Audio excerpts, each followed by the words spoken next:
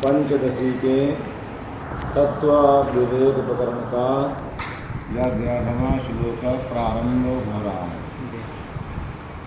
अभी ये बताया कि अनुमान के द्वारा तत्वों का शोधन किया, फिर वेदांत की आवश्यकता क्या, तो उन्होंने कहा तयोर ऐक्यम श्रुत्यंतेषु विधीयते। मैंने श्रुति माने वेदांत में, श्रुत्यंत माने वेदांत में जीव और ब्रह्म की एकता का कथन है। मैंने अभेद यह वेदांत बताता है, यह किसी अनुमान आदि प्रमाण से सिद्ध नहीं। अब यह आरंभ करें। अभाने न परम प्रेम भाने न विषय स्पृहा अतो भाने प्रभासो परमानंदता मनः। जब भाने माने प्रतीतौ, कोई वस्तु की जब तक प्रतीति नहीं होगी तो प्रेम नहीं होगा। जब ज्ञान होगा तभी प्रेम होगा, जब वस्तु प्रतीति होगी तब प्रेम। इसलिए कि अभाने ना परम प्रेम, बिना प्रतीति के प्रेम नहीं होता है।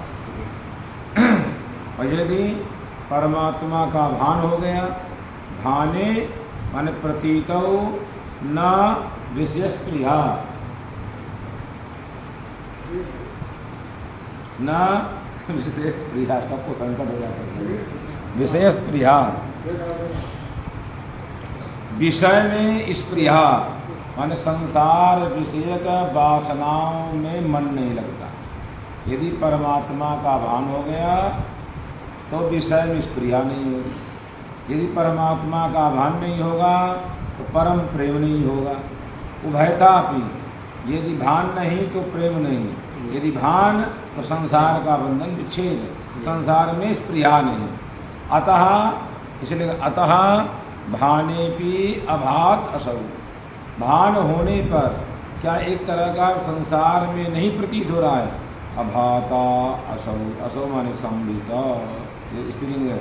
अभाता असौ परमानंदता आत्मना, भान होने पर भी, प्रतीत होने पर भी वह क्या है कि ज्ञान का विषय ना होने के कारण, ज्ञान का विषय, ज्ञान का जो विषय जड़ होता है, तो भान होने पर भी, जैसे एन विदितम तेन न विदितम, एन अविदितम तेन विदितम, जो कहता विदित से अविदित से अन्यदेव कीम उपनिषद में आया, विदित और अविदित से आत्मा भिन्न। इसी प्रकार कह रहे भान होने पर वो क्या है, भान का विषय नहीं है, इसलिए कह रहे हैं अभाता परमानंदता असौ आत्मना, आत्मा की जो परमानंदता है प्रतीत होने पर वह प्रतीति का विषय नहीं है। प्रतीत होने पर भी प्रतीति का विषय नहीं है, तो प्रतीति रूप है त्यर्था। अब अवतरण लिख रहे हैं। आत्मना परानंद रूपत्वम आक्षिपत, आत्मा परम आनंद रूप क्यों है, इस पर आक्षेप करके समाधान दे रहे हैं। अभाने परमानंद रूपत्व न भासते, परम निरतिशय आनंद की प्रतीति नहीं हो रही है। न भासते, भासते व, अथवा नहीं हो रहा है अथवा हो रहा है। होने पर क्या होगा, संसार में प्रेम नहीं होगा, ना होने पर आत्मा में प्रेम नहीं होगा। तो ये कह रहे हैं परमानंद रूपत्वम न भासते, भासते व विकल्प, प्रतीत हो रहा है कि नहीं प्रतीत हो रहा है। अभाने अप्रतीतौ, यदि परमानंद रूपत्वम अप्रतीतौ, परमानंद की प्रतीति नहीं हो रही है, आनंद की प्रतीति नहीं हो रही है, तब क्या होगा, तो कह रहे हैं परम प्रेम आत्मनि, आत्मा में निरतिशय प्रेम उत्पन्न नहीं होगा। निरतिशय इसलिए हो न स्यात्, और जबकि पीछे बताया जितना भी हम संसार में प्रेम करते हैं किस लिए है, आत्मार्थ, आत्मा का जो प्रेम है ना अन्यार्थम, ये पीछे सिद्ध किया है। वही कर निरतिशय इसलिए हो न स्यात्। क्यों, आदमी की प्रतीति कब होती, तो बड़ा सुंदर लघु दृष्टांत दे रहे हैं। सौंदर्य ज्ञान जन्यत्वात् स्नेह, कहीं जो वस्तु हमको अच्छी लगती है उससे प्रेम हो जाता है। माने सौंदर्य, वो आचरण का सौंदर्य हो, रंग रूप का सौंदर्य हो, खान पीन का जो रस हो, जिसमें भी है वह सौंदर्य ज्ञान जन्य ही स्नेह होता है। यदि यहाँ पर विषय आत्मा का या भान नहीं होगा तो सौंदर्य का ज्ञान नहीं होगा, सुख स्वरूपता का, तो उसमें प्रेम नहीं होगा। इसलिए आत्मा का भान जरूरी है। आत्मा का जब भान होगा अर्थात उसकी सौंदर्य का यथार्थ का जब ज्ञान होगा तभी उसमें स्नेह होगा। लौकिक दृष्टांत देते स्यात् विषय सौंदर्य ज्ञान जन्यत्वात् स्नेहस्य। अब कह रहे हैं भासते, वायु विकल्प दिया था, भाने प्रतीतौ तु विषये। यदि उस आत्म तत्व का बोध हो गया तब क्या स्थिति होगी? तो सुख का साधन मन स्वर्ग क्या हुआ?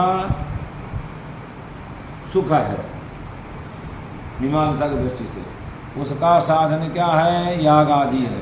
उसमें हम लोग प्रेम करते हैं कि नहीं करते? करते हैं, तभी नहीं कि द्वारा स्वर्ग को प्राप्त करेंगे। जो संसार के जितने सुख हैं उन सुखों के जो साधन हैं उन साधनों में हमें प्रेम होता है, और उससे जन्य जो सुख होता है स्वर्ग आदि उसमें भी प्रेम होता है।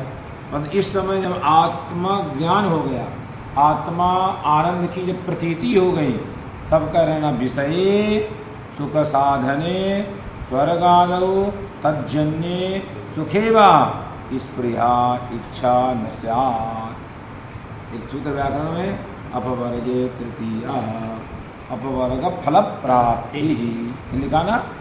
उसी प्रकार यहाँ लिख रहे हैं फल प्राप्त सत्याम साधन इच्छानुपपत्ते। हम तब तक जब तक काशी प्राप्त नहीं करते हैं तब तक यान की इच्छा है। काशी प्राप्त उत्तर में यान की इच्छा नहीं है, गाड़ी की इच्छा नहीं होती है। उसी प्रकार जो आनंद जब आत्मा का स्वरूप है, उस आनंद को जो हमने प्राप्त कर लिया तो उस आनंद के जो साधन हैं स्वर्ग आदि, उनके याग आदि, उन साधनों में अब हमारी प्रवृत्ति नहीं होगी, क्योंकि हमने आनंद को प्राप्त कर लिया। इसलिए विषये न स्पृहा, माने यह नियम है, जिस वस्तु का ज्ञान हो जाता है उसको व्यक्ति उसको नहीं पढ़ना चाहिए। मान लो जिसको यहाँ पर जिसने एक बार गद्य नसीब पढ़ लिया उसको बार बार पढ़ने की इच्छा नहीं होगी, ढंग से पढ़ लिया है, कोई पढ़ाएगा भी तो मन उब जाएगा, क्या हो जाएगा? अब ठीक नहीं। तो वही कहते हैं जब विषय प्राप्त हो जाता है उसकी साधन की आकांक्षा शांत हो जाती है। इसलिए वहाँ लिखा अपवर्ग फल प्राप्ति ही। अपवर्ग मतलब फल प्राप्ति, फल की प्राप्ति होने पर साधन का परित्याग होता है। तो यहाँ आत्मानंद ही वास्तविक आनंद है, उसकी प्राप्त हो जाने पर अब साधन की इच्छा माने विषयों के सुख के साधन जो विषय हैं उनकी प्रति इच्छा नहीं होती है।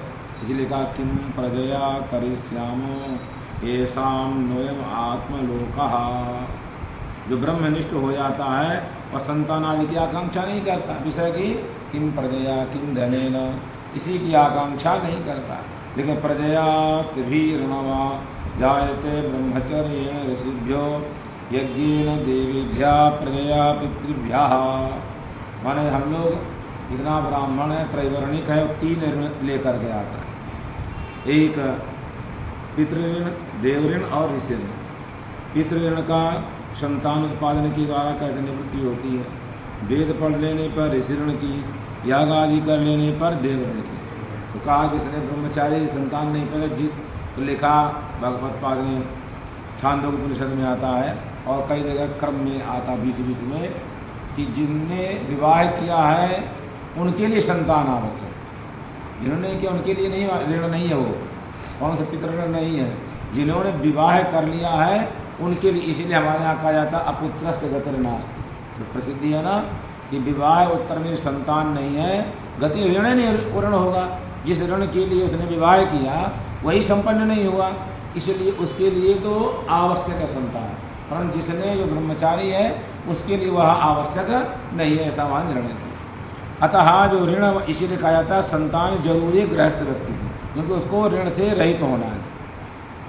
तो कहते हैं अतः अतः 3 जो ऋण है, जब भगवत प्राप्ति हो जाएगी तब किसी ऋण की आवश्यकता नहीं, सभी ऋण से पूर्ण हो जाता है। अतः इसने किम प्रजया करिष्यामि, क्योंकि जो प्रजा का था पर क्या था, पितृण से ऋण होना, अब तो भगवत प्राप्ति हो गई, सभी ऋणों से ऋण हो गया, इसलिए उसकी कोई आवश्यकता नहीं है। यह श्रुति बताती है कि जब आनंद की प्राप्ति हो जाती है तो इन आनंद के जो साधन है इनकी प्रति आकांक्षा नहीं होती।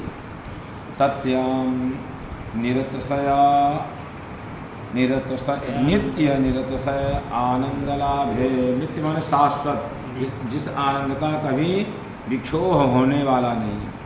निरतसय न्यूनाधिक जो रहित है, जिससे बड़ा अतिशय कोई नहीं है। लाभे ऐसे आनंद के प्राप्त होने पर सती क्षणिके, ये उसके अपेक्षा सब संसार क्षणिक है। उन क्षणिक साधन पर तंत्र, क्योंकि पुत्र से हमें के प्रति स्नेह पुत्र रूप साधन के अधीन है, अन्य से स्नेह है उस अन्य व्यक्ति के अधीन है। एतावता साधन पर तंत्र जो सुख है उस सुख की अपेक्षा नृत्य से आनंद अच्छा है। वही करें साधन पर तंत्र आदि दोष दूषिते, वैसे सुख क्या है, साधन के अधीन है। इस साधन पर तंत्र रूप दोष से दूषित जो वैसा ही सुख है उसके प्रति किसी को आकांक्षा अब नहीं होती। स्प्रिया अयोगाक्षा, आकांक्षा नहीं होती। तस्मात् न आनंद रूपता आत्मना उत्पन्ना, आत्मा आनंद रूप है, आत्मा की आनंद रूपता उत्पन्न नहीं होती, नित्य है। प्रकारांतरस्य अत्र संभवान्मयीवम, यथावता उत्पन्न नहीं होती है। ये लिखा प्रकारांतर यहाँ संभव नहीं, इसलिए अतः भानेपि अभात, प्रतीत होने पर भी प्रतीत नहीं किया तो हो भाना भान उभयोरपि दोषा, भान पक्ष में क्या दोष है, संसार में स्प्रिया नहीं होगी, न भान होने पर प्रेम नहीं होगा। अतः कारणात् आत्मा सदा असौ परमानंदता, परमानंद रूप है। भानेपि प्रतीतेपि सत्यम अभात न प्रतीता भवति, प्रतीत होने पर भी प्रतीति का विषय नहीं, प्रतीति रूप है, दोनों में अंतर है। ज्ञान का विषय होना और ज्ञान रूप होना, तो यह प्रतीति रूप है, प्रतीति का विषय नहीं है। अतः आत्मा में ही क्या है, परमानंदता है, क्योंकि आत्मा परम प्रेमास्पद है। अब बताने जा रहे हैं कि ये भान हो रहा है, आत्मा है, उसका उसके प्रति आनंद है, आनंद का भान होते हुए नित्य है वो विक्षुभ, फिर भी हमको प्रतीत क्यों नहीं हो रहा है, प्रतीत आत्मा में आनंद की प्रतीति क्यों नहीं हो रही। श्रुति कह रहे वो नित्य आनंद रूप है, जब नित्य है तो सदा है, तो सदा हमें आनंद की प्रतीति होनी चाहिए। अब इस नहीं होती है, इस पर दृष्टांत दे रहे हैं कि प्रतीति रूप आत्मानंद रूप होते हुए भी आनंद की सदा प्रतीति क्यों नहीं हो रही है, कोई प्रतिबंधक है। एक इस श्लोक के दृष्टांत से आगे वाले समझा दें। तो पंचदशी के तत्व विवेक प्रकरण का 12 नंबर का श्लोक प्रारंभ हो रहा है। अध्येत्रिवर्ग मध्यस्थ पुत्राध्ययन शब्दवत भानेप्यभानं भानस्य प्रतिबंधेन युज्यते। एक दृष्टांत दे रहे हैं, जैसे सभी 20 वैदिक एक साथ यदि पाठ करें और उनके माता पिता बैठे रहे 20 के, तो बता सकते हमारे पुत्र की कौन सी आवाज़ है, नहीं बता सकते। यही दृष्टांत है। अध्येत्री वर्ग मध्यस्थ, पढ़ने वाला जो समुदाय है, अध्येत्री वर्ग माने पढ़ने वालों का जो समुदाय है, उसके मध्य में स्थित पुत्र है। पुत्र भी वही उच्चारण कर रहा है, सभी लोग एक साथ करना है, सभी उच्चारण कर रहे हैं। अध्येत्री वर्ग मध्यस्थ पुत्राध्ययन शब्दवत, पुत्र का शब्द हो रहा है और हमको पता नहीं चल रहा। प्रतीतो अपि अप्रतीति, प्रतीति होते हुए भी प्रतीति नहीं हो रही है। वही लिख रहे हैं अध्ययन शब्दवत भानेपि अभानम, भान होते हुए भी अभान है। क्यों?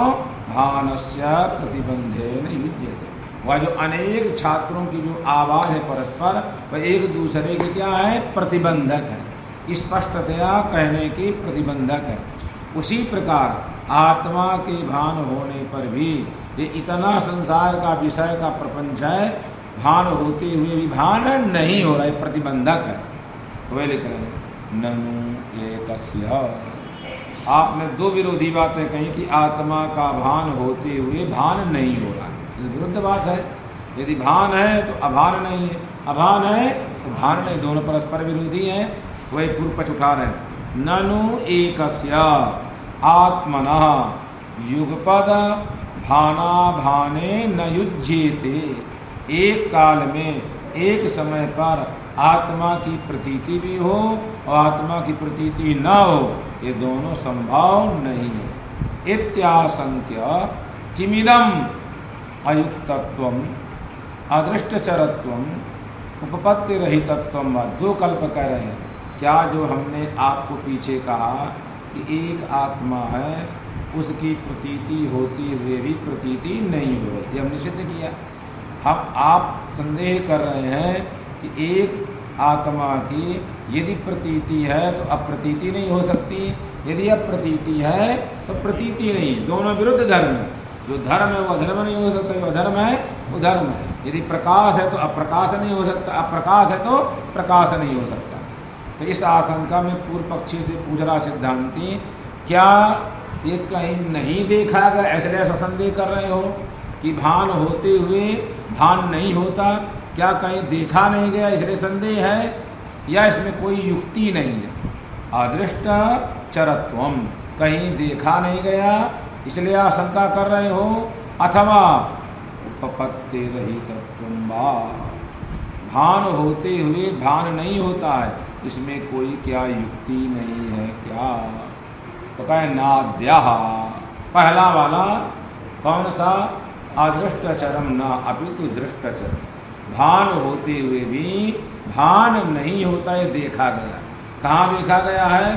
तो वही अध्यय त्रिवर्ग मध्यस्थ पुत्राध्ययन शब्दवत, उसी का विवरण कर रहे हैं। अध्येत्रीणाम वेद पाठका नाम वर्गः समूहः, जो वैदिक लोग एक साथ, उनका जो समुदाय जब पाठ करना आरंभ करता है, तस्य मध्य तिष्ठति, उसके मध्य में जो रहेगा उसे बोलेंगे अध्यय त्रिवर्ग मध्यस्था। उन पढ़ने वालों के मध्य में विराजमान जो किसी का पुत्र, वो ही वेद पाठी। अतः मध्यस्था चासौ पुत्रः, कर्मधार है, माने इन पहले षष्ठी पुरुष फिर कर्मधार है, माने अध्येत्री वेद, माने अध्येत्री माने वेद पाठकों का जो वर्तमान जो समुदाय है, उस समुदाय में जो स्थित है तो क्या कहेंगे? अध्येत्री वर्ग मध्यस्था, और वह कौन है? पुत्र है। अध्येत्री वर्ग मध्यस्थ चासौ पुत्रः। तथा यथा तद शब्दवत तस्य अध्ययनम तत्कर्तिकम पठनम, पढ़ रहा है, सबके साथ पढ़ रहा, अलग नहीं, सबके साथ पढ़ रहा है। तस्य शब्दः ध्वनि, शब्द से क्या लेना है? स्फोट नहीं लेना है, या किसी को भ्रम ना हो जाए अन्य मत के अनुसार, यदि स्पष्ट कर दिया। तस्य शब्दः ध्वनि, जो सबके साथ में वेद पाठ कर रहा है, जो वेद ध्वनि हो रही है, यथा बहिष्ठस्य पितुः भासमानो की, पिता जान रहा है कि लड़का हमारा पढ़ रहा है, फिर भी लड़की कौन सी आवाज़ ये नहीं पता कर पा रहा, तो भान होते हुए भी अभान है। वही कर बहिष्ठस्य, उन अध्येय त्रिवर्ग से बाहर पिता बैठा है, पितु भासमानोपि सामान्यतः न भासते, भासमान होते हुए भी सामान्यतया पृथकतया, उसको सामान्यता भासमान होने पर न भासते विशेषतया, विशेषतया भान नहीं है कि इदम अयम ध्वनि ही मद पुत्रस्य, यह जो ध्वनि है ये मेरे पुत्र की है, यह जो वेद पाठ है ये मेरे पुत्र का है, ऐसा उसे भान नहीं होता, क्योंकि इतने एक साथ सस्वर पाठ करते हैं तो अलग अलग ध्वनि का ज्ञान नहीं है। इतना ज्ञान जरूर है कि मेरे पुत्र की ध्वनि हो रही है, तो भाने भी अभान, भान होते हुए भी भान नहीं हो रहा है। वही पितुर्भासमानोपि सामान्यता यहीं तक न भासते विशेषतो अयम मत पुत्र ध्वनि ही, यह मेरे पुत्र की ध्वनि है, यह ज्ञान नहीं होता। कलम तो न भासते सामान्यतः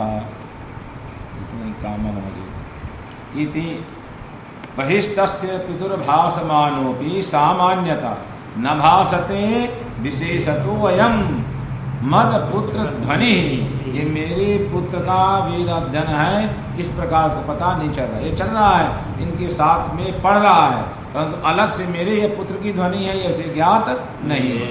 तथा उसी तरह आनंदस्यापि भाने भी, आनंद का भान हो रहा है, परंतु विषय कारण क्या लग रहा है, इतना विषयानंद है, लगता है कि भान ही नहीं हो रहा है। इसलिए तो अनेक छात्र पढ़ रहे हैं, तो छात्र पढ़ते हुए लग रहा है यह इसकी आवाज़ अलग से नहीं पता चल रही है। उसी पर आनंदस्य भाने भी, आनंद की प्रतीत होने पर भी अभानम भवति। इसलिए आपने ये कहा कि संसार में भान होते हुए अभान नहीं होता, कहीं नहीं देखा गया। आपकी बात गलत है, ये देखा गया है वेदाध्ययन आदि में, जहाँ समुदाय में लोग ध्वनि करते हैं, वहाँ ध्वनि का भान होते हुए भी अभान ही रहता है। अब दूसरा पक्ष है, आपने कहा कोई क्या युक्ति नहीं है, तो युक्ति पक्ष में द्वितीयम प्रत्याह भानेपि अभानम, भानेपि अभानम इति एतद् अत्रापि अनुसंजनीयम, अनुसंजन संबंधनीयम, संबंध करना चाहिए। भानेपि अभानम, भान होते हुए अभान, क्यों? भानस्य, भान माने स्फुरणस्य प्रतीते है, जो स्फुरण है आत्मा का, जो प्रतीति है, उसका क्या है? अज्ञान प्रतिबंधक बैठा है। आगे कहने वाले बक्षमाणे न, क्या है? अज्ञाने न प्रतिबंधे न भानेपि अभान सामान्यतः प्रतीतौ अपि विशेषाकारेण अप्रतीति युज्यते। माने सामान्यतः भान होने पर भी स्पष्टतया विशेषाकारेण प्रतीति नहीं होती, क्योंकि उसमें प्रतिबंधक बैठा है। तस्मात् तत्वनिष्ठा सकल विषयादि निष्प्रिया, तो पीछे वाले के लिए अनुमान के लब्ध परमानंदत्वात्, अतः एतावता विशेषकार से अप्रतीति है, सामान्याकार से प्रतीति हो रही है, प्रतिबंधक के कारण उसकी उत्पत्ति नहीं की जा पा रही है। पंचदशी के तत्व विवेक प्रकरण का यह 15 नंबर का श्लोक प्रारंभ हो रहा है। चिदानंद क्या? हाँ, ये 13 नंबर का श्लोक प्रारंभ हो रहा है। प्रतिबंधोस्ति भाति व्यवहारार्थवस्तुनि तन्निरस्य विरुद्धस्य तस्योत्पादनमुच्यते।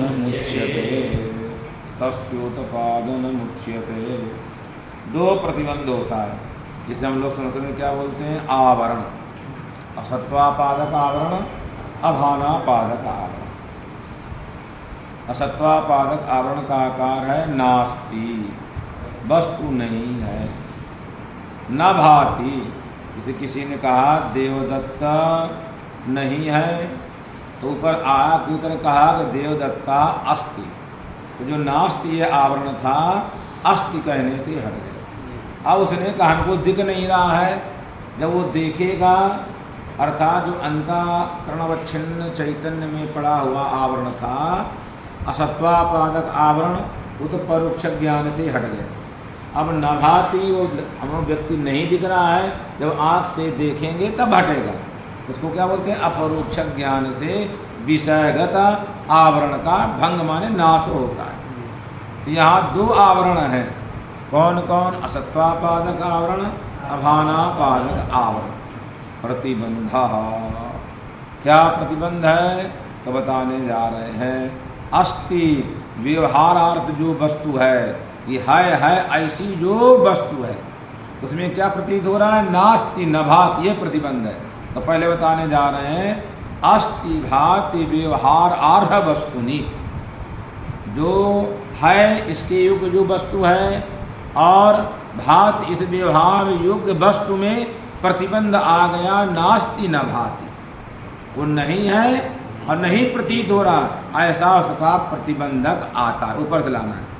तन निरस्य विरुद्धस्य तस्य उत्पादनम उच्यते, उसका विरुद्ध, किसका विरुद्ध? अस्थि का विरुद्ध नास्ति, भाति का विरुद्ध न भाति, यही उसके जो विरुद्ध है जो व्यवहार, उस विरुद्ध व्यवहार को निरस्य लेवंत प्रयोग है। निरस्य माने निराकृत्य, माने उसके विरुद्ध धर्म को निराकरण करके, उसके विरोधी व्यवहार को निराकरण करके। अर्थात यहाँ कहना है कि दो व्यवहार है, अस्ति भाति, उसका विरोधी क्या है? नास्ति न भाति। तो नास्ति न भाति ने अस्ति भाति इस व्यवहार को रोक दिया, अस्ति भाति इस व्यवहार को रोक दिया। किसने रोक दिया? नास्ति न भाति। वही कहने जा रहे हैं तम, तम माने अस्ति भाति इति व्यवहारम निरस्य, इस व्यवहार को हटा करके विरुद्धस्य तस्य उत्पादनम उच्यते, उससे विरुद्ध जो कौन हुआ? नास्ति न भाति, इस व्यवहार का जो उत्पादन करता है उसे बोलते हैं प्रतिबंधक। प्रतिबंधक का लक्षण क्या है? सकल कारण रहे कारण कूट विघटकत्व प्रतिबंधक, कारण कूट का प्रतिबंध है। सब आत्मा बैठा है, उसकी प्रतीति भी हो रही है, आनंद भी है, फिर भी क्या है? प्रतीति नहीं होने दे रहा है। आनंद है, सब कुछ है, फिर भी प्रतीति नहीं हो रहा है। कारण कूट विघटकत्व प्रतिबंधकत्व, तो जहाँ प्रतिबंध बैठा है, प्रतिबंध के कारण वहाँ पर कार्य होने नहीं दे रहा है, आनंद की प्रतीति नहीं होने जा रहा है। कौन प्रतिबंधक बैठा है? नास्ति न भाति, यह जो व्यवहार है ये कौन उत्पन्न कर? यही है प्रतिबंधक। विरुद्धस्य तस्य उत्पादनम, मन विरुद्ध का उत्पादन करना, यही है हमारा प्रतिबंधा, मन व्यवहार का प्रतिबंधक है। अस्ति नास्ति मन अस्ति व्यवहार को हटा करके और नभाद व्यवहार को हटा करके जो प्रतिबंध की उत्पत्ति होती है वही लिखने जा रहे हैं। कोसौ प्रतिबंधा इत्यत आहा। प्रतिबंध क्या है? भान होने पर भी भान नहीं होता, इसलिए वहाँ छात्रों का युगपद जो ध्वनि है वह पुत्र के ध्वनि के ज्ञान की प्रतिबंध, ज्ञान का प्रतिबंधक व ध्वनि, पुल्लिंग है, ध्वनि प्रतिबंधक है। परंतु यहाँ क्या प्रतिबंधक है? तो कह रहे हैं यहाँ प्रतिबंधक है हमारा नास्ति न भाति, यह प्रतिबंधक है। किसका प्रतिबंधक है? अस्ति भाति का। कोसौ प्रतिबंधा, वो प्रतिबंध क्या है? जिसके कारण आत्म तत्व की प्रतीति नहीं हो रही है। तो अस्ति भाति व्यवहार वस्तुनि, जो अस्ति माने विद्यते, भाति माने प्रकाशते, इत्याकारक व्यवहार का योग्य जो वस्तु, वस्तु माने परमात्मा, इन दोनों प्रकार के व्यवहार का जो योग्य है उसमें क्या हो जाए? इस व्यवहार को जो हटा दे। जैसे चंद्रकांता मणि क्या होती है? दाहकार का प्रतिबंधक है। क्या है? वो क्या करती है? दाहकता शक्ति का निराश कर देती है। क्या कर देती है? दाहकता शक्ति का निराश कर देती है। अतः जैसे उसने दाहकता शक्ति का निराश करके कार्य नहीं होने देती, उसी प्रकार अस्ति भात इस व्यवहार को हटा दे करके और विरुद्ध व्यवहार को उत्पन्न कर देना, यही प्रतिबंधक का कार्य है। वही कहना चाह रहे हैं।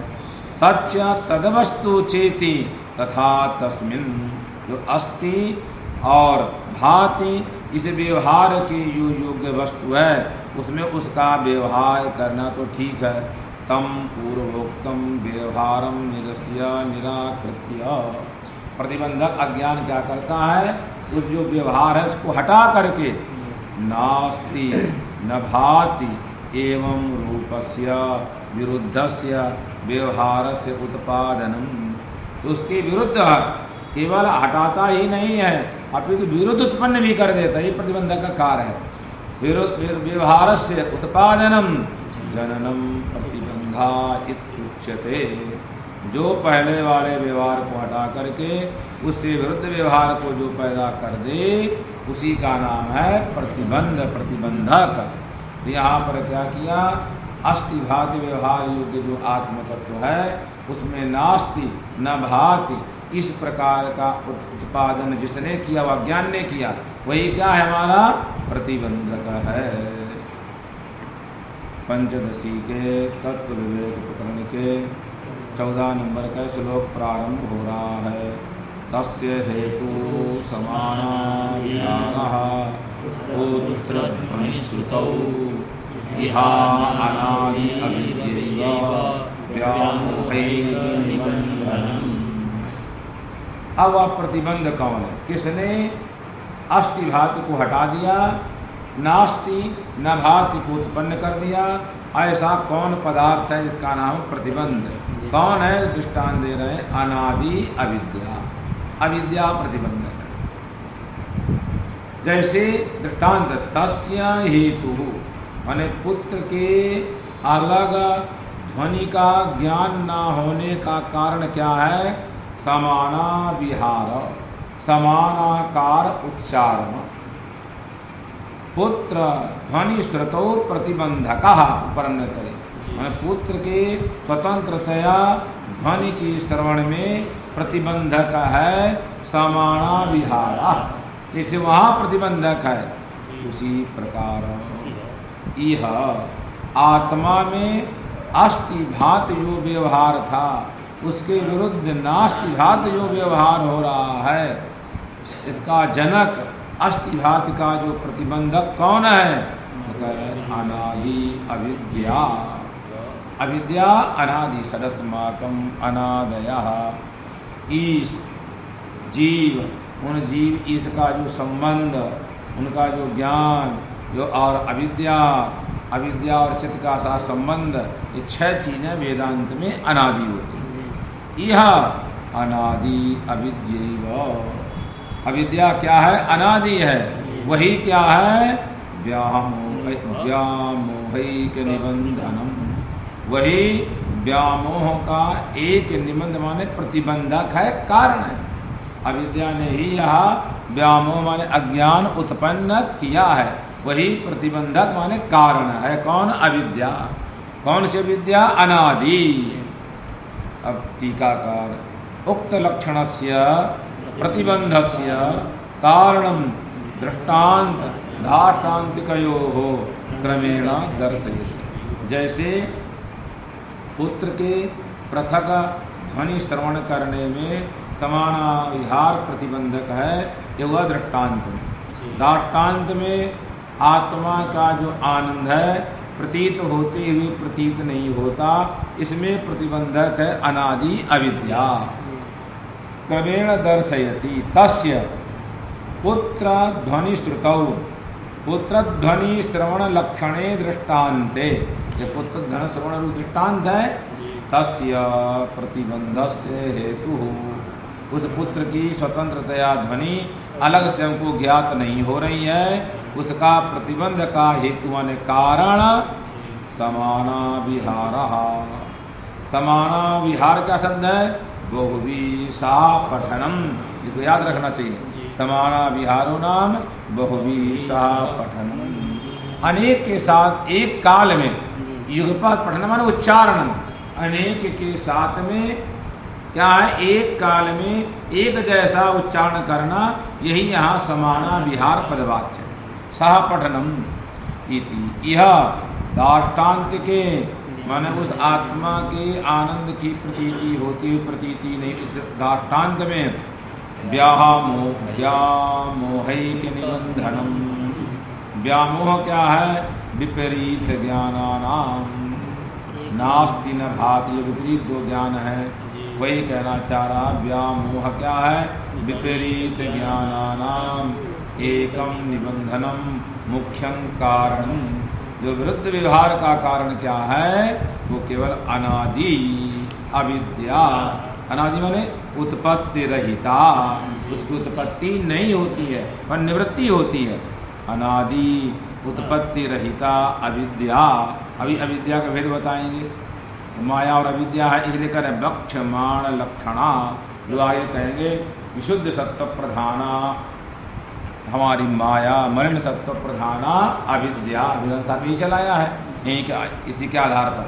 तो वक्षमाण लक्षणा प्रतिबंधस्य हेतु, वही क्या है, प्रतिबंध का हेतु माने कारण है। और अविद्या को समाप्त हो जाए तो मोक्ष है। अविद्या समयो मोक्षा तच बंधा उदाहृता। सुरेश्वराचार्य जी ने अपने वार्तिक ग्रंथ में क्या लिखा, अविद्या का नाश होना मोक्ष है, असा अविद्या बंधा उदाहृता।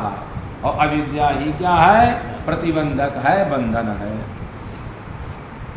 अब पंचदशी के तत्व विवेक प्रकरण का जब 15 नंबर का श्लोक प्रारंभ हो रहा है, चिदानंदमय ब्रह्म प्रतिबिंब समन्विता तमोरजः सत्त्वगुणा अब यहाँ क्या कहना चाह रहे हैं, चिदानंदमय ब्रह्म प्रतिबिंब समन्विता, आगे तक ले चलना है, प्रकृति इधर अन्वय करना है, तमो रजः सत्व गुणा, तमो माने तम, रज और सत्व गुण की जो साम्यावस्था, इन तीनों गुणों से युक्ता या प्रकृति, प्रकृति कैसी है, जिस प्रकृति में परब्रह्म परमात्मा का प्रतिबिंब पड़ा है। प्रतिबिंब नहीं पड़ेगा तो कुछ कर नहीं पाएगा, जड़ हो तो कुछ नहीं कर पाएंगे, प्रकाश नहीं होगा, कार्य करने में समर्थ नहीं होगी। आगे उनको कार्य कराना, इसलिए पहले ही विशेषण दे रहे हैं, चित आनंदमय जो ब्रह्म, चित आनंदमय जो ब्रह्म है, उस ब्रह्म का जो प्रतिबिंब किसमें पड़ा, उस प्रकृति में, उस प्रतिबिंब से युक्त जो प्रकृति, उस प्रतिबिंब से जो युक्त है उसी का नाम है प्रकृति। प्रतिबिंब समन्विता, और कैसी है, तमः रजः सत्व गुणा प्रकृति, सा च द्विविधा, वह दो प्रकार की है, माया और अविद्या। माया शब्द से कही जाएगी अविद्या, कल हम लोग पढ़े ना उसमें क्या बता, तीन, कौन कौन, माया अविद्या तामसी, माया अविद्या तामसी, वही प्रकृति जो मूल प्रकृति, वही क्या हो गई, माया अविद्या तामसी। यहाँ उसको क्या ये बता रहे हैं, दो, कौन कौन, एक होगा अविद्या, एक होगी माया, वही कहना चाह रहे हैं। इदानीं प्रतिबिंब हेतु भूताम अविद्याम प्रतिपादयितुम तन मूलभूताम प्रकृतिम व्युत्पादयति। आपने कहा अनादि अविद्या उस आत्म तत्व के परमानंद के भान में प्रतिबंधक है, वह परमानंद सदा आत्मा है, उस आनंद की प्रतीति में प्रतिबंधक है अनादि अविद्या। तो कहे अनादि अविद्या का किसे कहते हैं, अनादि अविद्या जो प्रतिबंधक है उसका मूलभूत क्या है, उसको आकांक्षा है। इदानीं प्रतिबंध हेतु भूताम अविद्याम, जो प्रतिबंध भूत जो अविद्या है उसके विषय में चर्चा कर रहे हैं। किम प्रतिपादयितुम अनबोधयितुम, बताने के लिए, तन मूलभूताम, उस अविद्या का जो मूल है प्रकृति, पहले उस प्रकृति का स्वरूप बता रहे। मायां तु प्रकृतिं विद्यात् मायं तु महेश्वरं, तमः आसीत् तमसा गूढ़मग्रे अविद्यायामन्तरे वर्तमानाः स्वयं धीराः पंडितं मन्यमानाः कार्योपाधि जीवः कारणोपाधिर ईश्वरः। यहाँ सब जगह पर क्या श्रुतियों में उस माया माई माने माया में प्रतिबिंब जो चैतन्य है उसे ईश्वर कहा। इसका मतलब है माया में प्रतिबिंब पड़ता है, इसीलिए कह रहे हैं यच्चिदानंद रूपम ब्रह्म, जो सच्चिदानंद रूप जो ब्रह्म है, तस्य प्रतिबिंबेन, वही ब्रह्म प्रतिबिंब रूप से, प्रतिबिंब माने प्रतिच्छाया। आप लोग गंगा जी किनारे चलेंगे ना, जब ऐसी लाइट जलती है तो हम लोग छाया जल में पड़ती है, उस छाया की एक छाया और पड़ती है। कभी आप लोग देखेंगे, आप ढंग से विचार के, जब बहुत प्रकाश रहे तो कभी कभी अपनी ही छाया 4-5 दिखती है, अपनी ही छाया 4-5, कई बार भ्रम हो जाता है। हमारी छाया एक ही होगा, लगा देगा कि 2 छाया कहाँ से आई, तो अपनी छाया एक पड़ रही है और एक हमारा जो प्रकाश का जल में पड़ रहा है और जल वाला एक छाया पड़ जाती है। तो आप ढंग से कभी भी आप अनुभव कर सकते हैं, 2-3 छाया आपको दिखेगी गंगा जी किनारे। एक छाया नहीं दिखती है, 2-3 छाया दिखती है। क्यों? एक जल में पड़ा, उसकी एक छाया पड़ जाती है, एक अपनी है, ऐसा करके 2 से कम दिखती ही नहीं और भ्रम होने लगता है कि 2 छाया कहाँ से आई। तो यहाँ प्रतिच्छाया माने वही प्रतिच्छाया का नाम है प्रतिबिंब, जो हमारा दर्पण में पड़ता है। तो प्रतिबिंबेन प्रतिच्छाया समन्विता युक्ता माने संबद्धा इत्यर्था, उससे वह संबद्ध है। तमो रजः सत्वगुणः, इससे कह देने पर नैयायिक लोग क्या कहते हैं, विद्या को ज्ञान का अभाव है, तो खंडित हो गया, क्योंकि वह अभाव में कोई गुण नहीं रहता है। इसलिए कह रहे हैं तमो रजः सत्वगुणः, भाव रूप है हमारा आया अज्ञान, यह अविद्या अभाव रूप नहीं है। इसीलिए उन्होंने लिख दिया तमः रजः सत्वगुणा। इतना ही कहते, प्रथम में समन्विता नहीं कहते तो चला जाता कहाँ पर, सांख्य मत में। उनका भी वह त्रिगुणात्मिका है, परंतु वह उसके साथ संबंध नहीं होता है, इसका पुरुष के साथ। इसीलिए कहा जाता है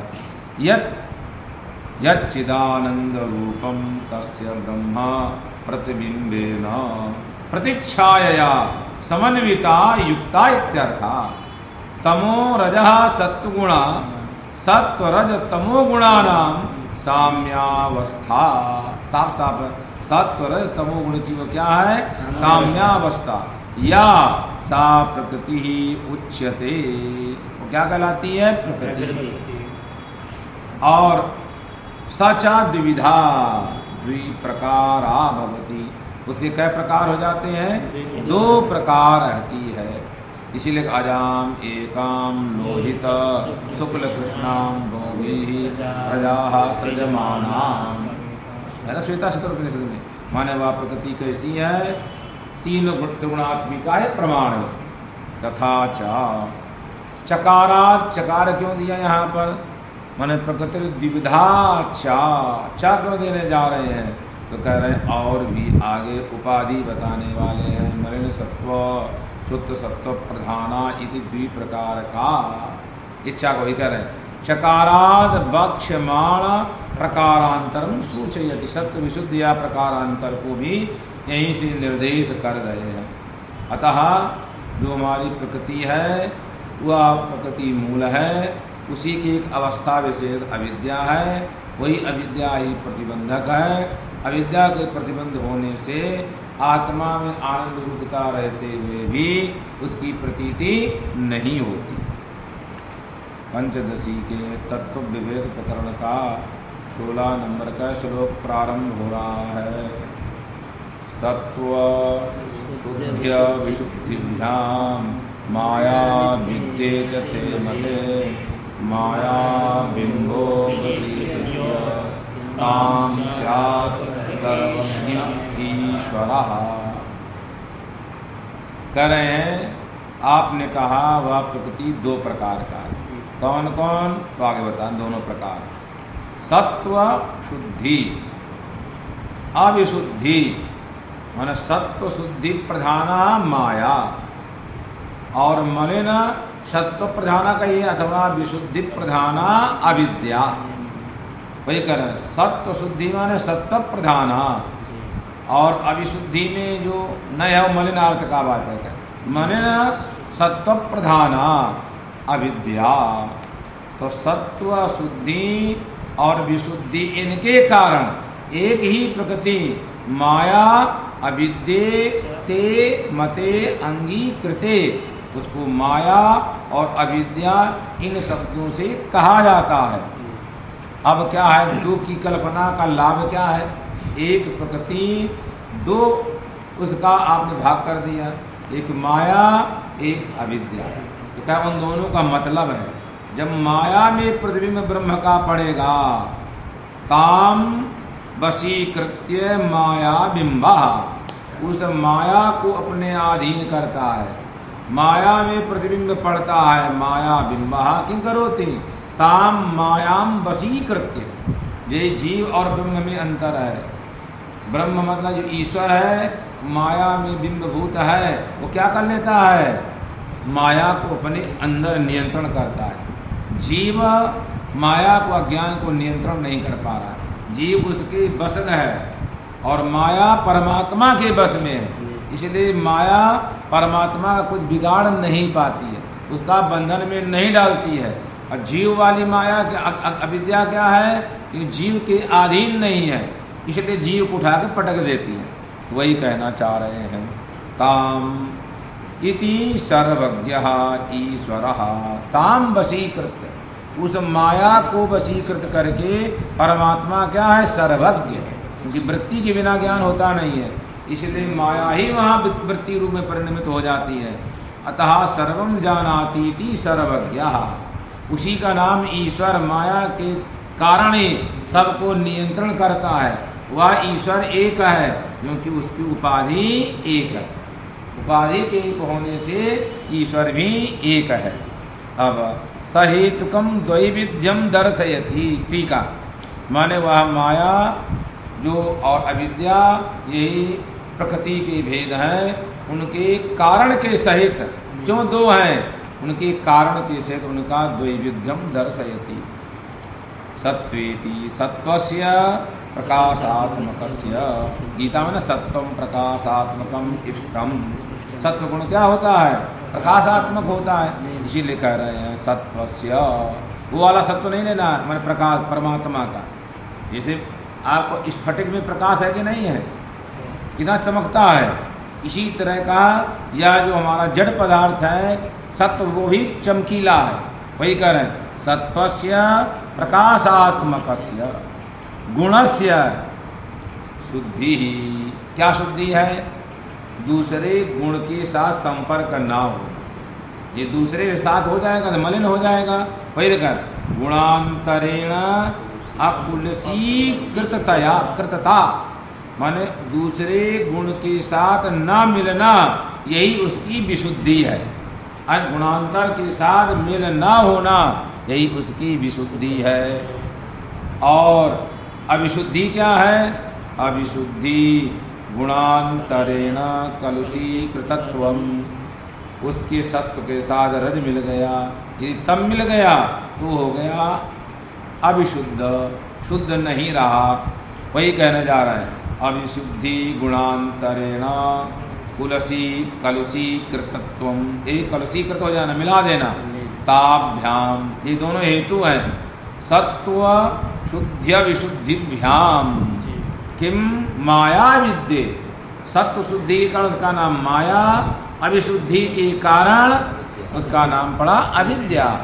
माया विद्ये मायेति अविद्येति मते सम्मते, आचार्यों ने उसकी माया और अविद्या शब्द से उसे कहा है। अब उसका और साफ कर रहे हैं, विशुद्ध सत्व प्रधाना, ये वेदांतकार में लिखा, विशुद्ध सत्व प्रधाना माया मलिन सत्व प्रधाना अविद्या इत्यर्थः। जो विशुद्ध सत्व प्रधान है वो माया है, इसीलिए परमात्मा हमेशा जानता है क्योंकि उसकी उपाधि स्वच्छ है। इसलिए परमात्मा सर्वज्ञ है क्योंकि उसकी जो उपाधि है वह अत्यंत विशुद्ध है, प्रकाशात्मक है, इसलिए आत्मा परमात्मा सर्वज्ञ है। और जीव सर्वज्ञ नहीं है क्योंकि उसके मलिन सत्व प्रधान है, कभी ज्ञान होता है कभी नहीं होता है, इसलिए अविद्या है।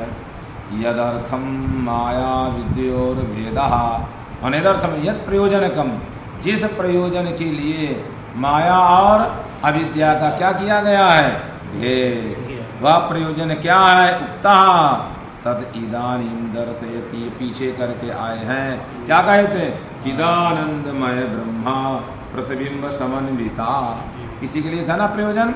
इदानीं दर्शयति माया बिंबो मायायाम प्रतिफलितः माया में प्रतिफलित जो चैतन्य है वह आत्मा स्वरूप माया बिंबः मायायाम प्रतिफलित चिदात्मा, माया में प्रतिफलित जो चिदात्मा है ताम मायाम वशीकृत्य, माया को क्या करता है? वशीकृत्य माने स्वाधीनीकृत्य, अपने अधीन बना करके। वर्तमान कौन है? ईश्वर। ईश्वर के गुण क्या है? सर्वज्ञत्व, सर्व ईश्वरस्व, जगत कर्तृत्व, सब ईश्वर के धर्म। वर्तमान सर्वज्ञत्वादि गुणतः ईश्वरः स्यात्, वही क्या है हमारा? ईश्वर पदवाच्य है। क्या कहते हैं? ईश्वर पदवाच्य है। ओम पूर्णमदः पूर्णमिदं पूर्णात् पूर्णमुदच्यते पूर्णस्य पूर्णमादाय पूर्णमेवावशिष्यते। ओम शांति शांति शांति।